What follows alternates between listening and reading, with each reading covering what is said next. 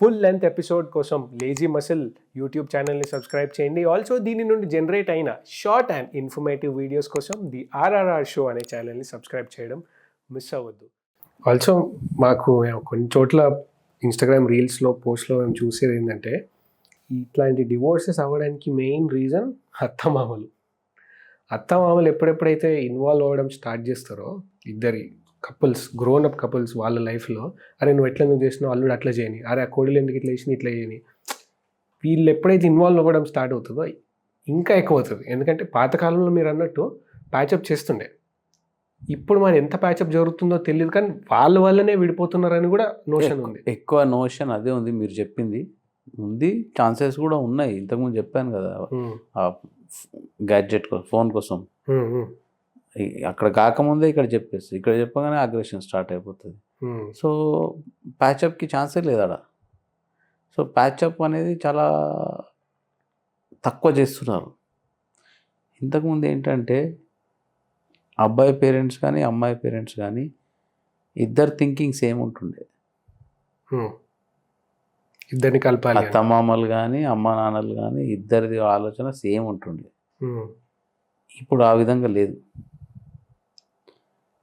అమ్మ నాన్నలు వాళ్ళ సెల్ఫిష్ కోసమే ఆలోచిస్తారు.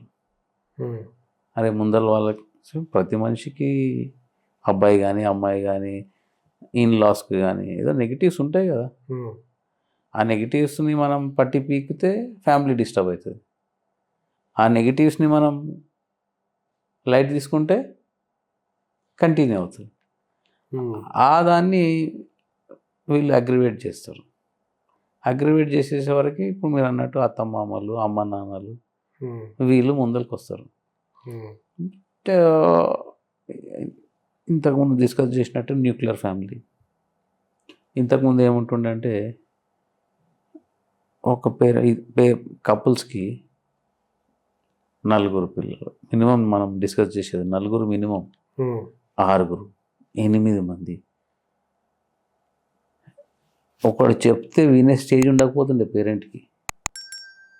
ఇలా జరిగింది అంటే ఇంతమంది అని వింటాడు. అసలు వినకపోతుండే. ఇప్పుడు ఏమైపోయిందంటే వర్క్ లోడ్ తగ్గింది. వర్క్ లోడ్ తగ్గి ఇన్వాల్వ్మెంట్ ఎక్కువైంది.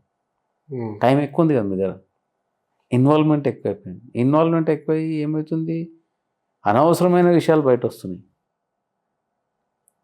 ఆ ప్యాచప్ సైడ్ పోతలేవు అవి. ఈగోస్ అంటే మాదే నడవాల, మేము అబ్బాయి వాళ్ళం అని చెప్పేసి. మొన్న ఒక మ్యాటర్, ఒక కేసుకి వెళ్ళాను. 12 years అయింది పెళ్ళయి. 12 years పెళ్ళయింది, పిల్లలు లేరు. Common in nature. ఎవరికి ఫాల్ట్ ఉన్నా కూడా అది గాడ్స్ గివెన్. దానికి కూడా వేరే రెమెడీస్ ఉంటాయి. ఆ రెమెడీస్లో సెకండ్ మ్యారేజ్ అనుకోండి, లేకపోతే డాక్టర్స్ దగ్గర వెళ్ళడం, ఇవన్నీ ఉంటాయి.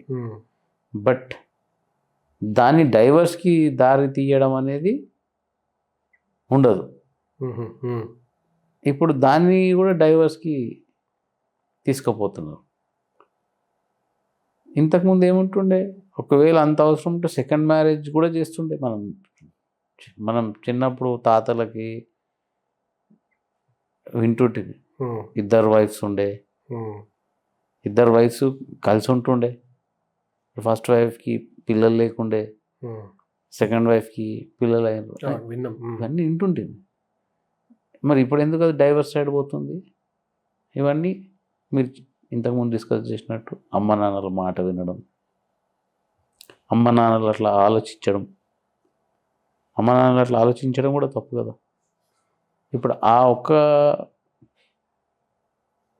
వాణ్ణి పెట్టుకొని, ఇష్యూని పెట్టుకొని ఈరోజు డైవర్స్కి వచ్చేసింది మ్యాటర్. 12 years ఇద్దరు కలిసి చేశారు. సాఫ్ట్వేర్ ఎంప్లాయీ, డబ్బులకు కొదవలేదు.